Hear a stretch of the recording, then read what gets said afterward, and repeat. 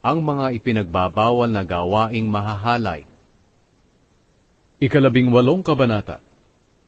Inutusan ng Panginoon si Moises na sabihin ito sa mga taga-Israel, Ako ang Panginoon na inyong Diyos. Huwag niyong gawin ang mga ginagawa ng mga taga-Ehipto, kung saan kayo tumira noon. Huwag din ninyong gayahin ang mga ginagawa ng mga taga-Kanaan na pagdadalhan ko sa inyo. Dapat ninyong sundin ang aking mga utos at mga tuntunin, dahil ang mga susunod dito ay mabubuhay. Ako ang Panginoon na inyong Diyos. Huwag kayong sumiping sa malapit ninyong kamag-anak. Ako ang Panginoon. Huwag mong ilagay sa kahihiyan ang iyong ama sa pamamagitan ng pagsiping sa iyong ina o sa iba pa niyang asawa. Huwag kang sumiping sa iyong kapatid na babae, kahit na kapatid mo siya sa ama o sa ina, kahit na lumaki siya sa inyo o hindi. Huwag kang sumiping sa iyong apong babae, dahil magbibigay ito sa iyo ng kahihiyan.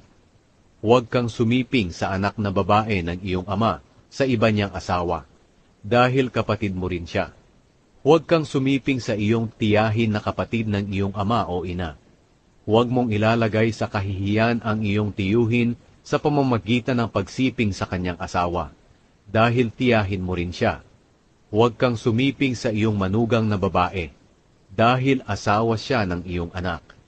Huwag kang sumiping sa iyong hipag na babae, dahil ito'y magbibigay ng kahihiyan sa iyong kapatid.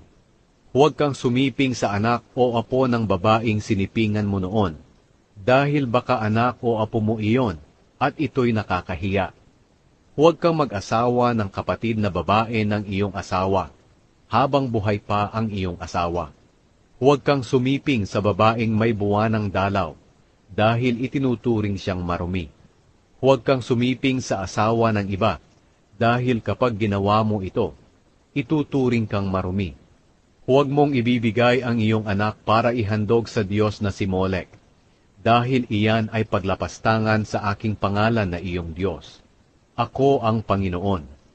Huwag kang sumiping sa kapwa mo lalaki o kapwa mo babae, dahil kasuklam-suklam ito.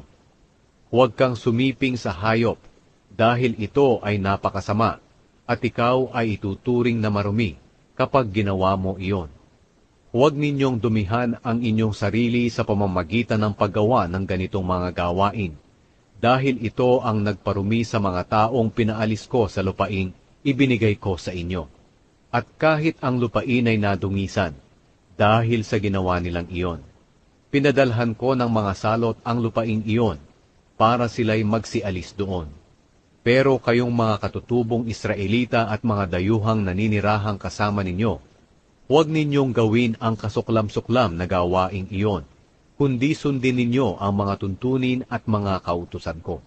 Sapagkat kung dudungisan din ninyo ang lupaing iyon sa pamamagitan ng paggawa ng mga gawaing iyon, paaalisin ko rin kayo sa lupaing iyon, katulad ng mga taong unang tumira roon.